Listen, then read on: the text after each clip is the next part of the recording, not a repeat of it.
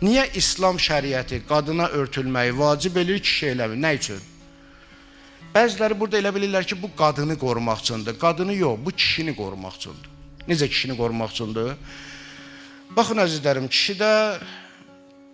qadında belə bir xüsusiyyət var. Qadın 100 nəfər kişi qarşısında olsa, zərrə qədər görməklə, baxmaqla onların heç bir fikrinə başqa bir şey gələ bilməz. Çünki qadın qəlbi, ürəyi ancaq sevdiyinə bağlanır. Vəssalam, qutardı. 1000 dən kişinin içərisinə at girən elə kişi kimi də oradan çıxacaq. Amma kişi də belədir, sənan verirəm Allaha. Kişi bir dənə gördü, elə istir bir dənə üzr istəyirəm, qonşudan da 2 dənə göz borcu alsın, ha. Bu xüsusiyyətidir kişinin. Bu cəhətdə çox zəifdir. Bu qadının zəifliyinə görə döyülmüş örtülmək, kişinin zəifliyinə görəymiş.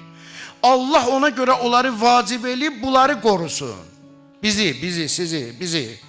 Bizi qorumaq üçün onlara deyib örtülmək vacibdir.